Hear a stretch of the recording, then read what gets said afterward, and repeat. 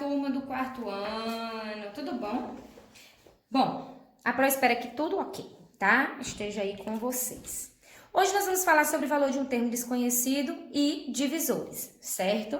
São dois assuntos aí bem tranquilos. Bom, Pro, o que é o valor de um termo desconhecido? É justamente isso, eu encontrar um termo que está desconhecido em uma operação, um termo que eu não sei. Então, quando você vai para o seu livro, você vai observar algumas sentenças matemáticas que existem aí. 23 mais 12 igual a 35. 20 menos 12 igual a 8. 8 vezes 3, 24. 15 dividido por 5 é igual a 3. Elas expressam uma igualdade, tá? E nessas sentenças, todos os termos que vocês viram aí, eles são conhecidos, mas existem algumas expressões em que há termos que são desconhecidos. Exemplo, se eu tenho aqui, ó, quadradinho mais 5 é igual a 7. Esse é o meu termo desconhecido, justamente. Nós temos aqui um termo que a gente não sabe que número é ele, mas que a gente pode achar. E como é que a gente vai fazer isso? Usando a operação inversa. E qual é a operação inversa da adição? A subtração. Então, como é que a gente vai resolver isso? Na nossa adição, a gente utiliza a subtração como a forma de encontrar o meu valor desconhecido. Então, quadradinho é igual. Eu tenho 7, então vai ser 7. O mais aqui passa a ser menos e eu vou repetir o 5. Então, 7 menos 5 é igual a quem? A 2. Então, para o meu termo desconhecido aqui é 2, isso, porque 2 mais 5 é igual a 7. A gente faz desta forma. Nós temos também algumas expressões que são feitas desse jeito. Olha, 25 mais um termo que eu não sei, que vai dar 43 no resultado. Quando faz isso, como é que eu vou encontrar essa subtração? Do mesmo jeito, quadradinho é igual. Eu uso quem? Eu uso a subtração. Quem é maior, 25 ou 43? 43. Então, fica o quê? 43 menos 25. 43 menos 25 é igual a 18. Então, o meu termo aqui é 18, isso, porque 25 mais 18, 43. Na adição, a gente faz dessa forma. A gente transforma em subtração para poder encontrar o resultado que está faltando. Já na subtração, a gente faz o contrário. A gente utiliza a adição. Então, se você tem quadradinho menos 5 é igual a 2. Como é que eu vou resolver isso, usando minha operação inversa. Então, vai ficar como? Quadradinho é igual. Eu tenho quem aqui? 2. E aqui eu tenho menos, passa a ser quem? Mais. E repete o 5.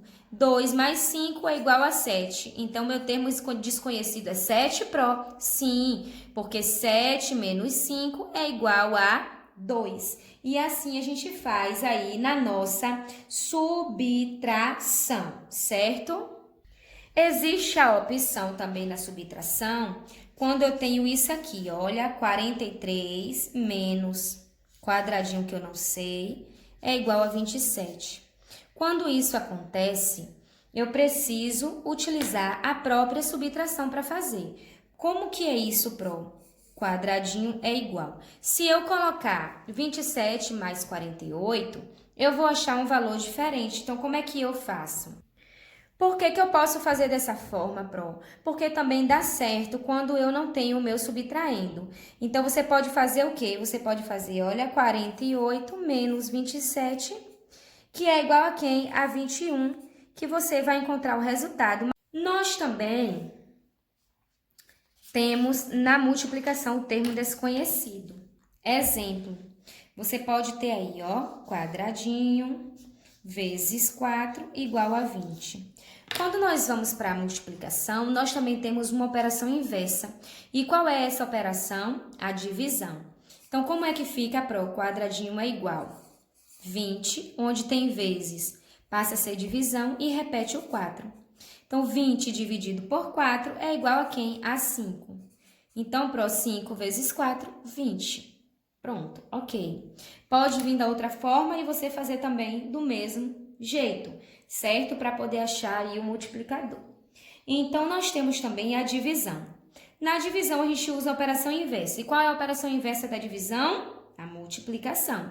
Então, se você tem quadradinho dividido por 8 é igual a 6. Como é que fica?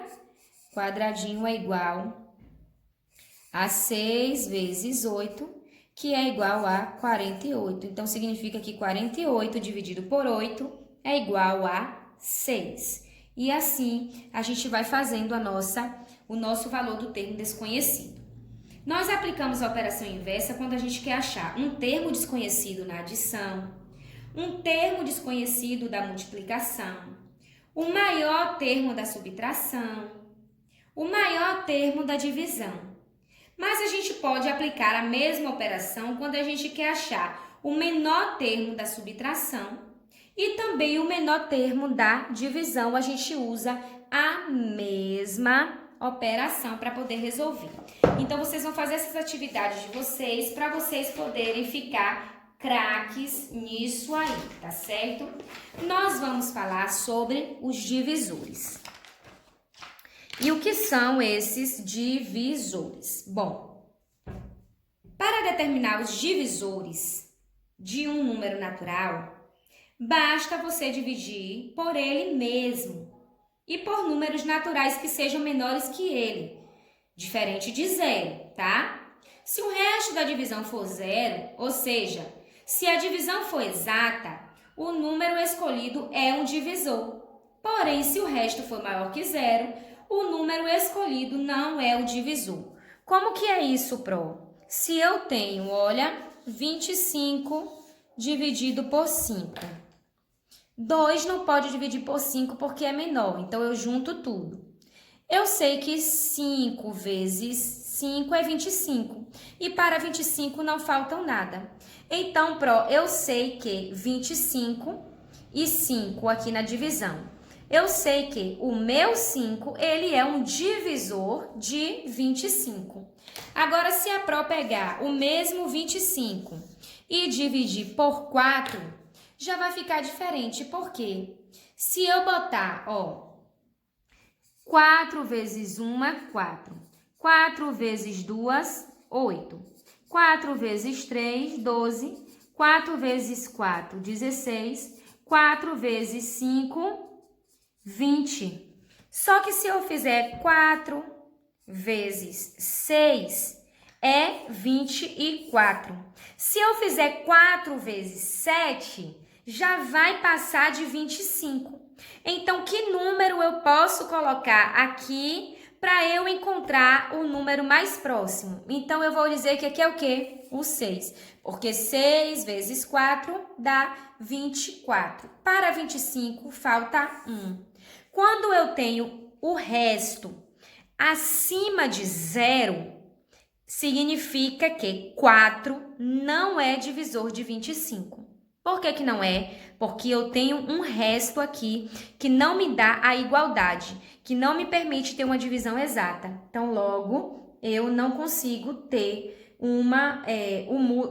o 4 não é meu divisor aí para o número 25, tá? Então, o número natural diferente de zero, que divide exatamente outro número natural, nós chamamos eles de divisores. Então, toda vez que eu fizer uma divisão e que meu resultado for zero, eu encontrei meu divisor. Exemplo, 16 dividido por 4. Quanto que é 16 dividido por 4? 4, porque 4 vezes 4, 16. Para 16, nada. Então, 4 é um divisor de 16. 15 dividido por 3. Eu tenho quem? 5. 5 vezes 3, 15. Para 15, nada.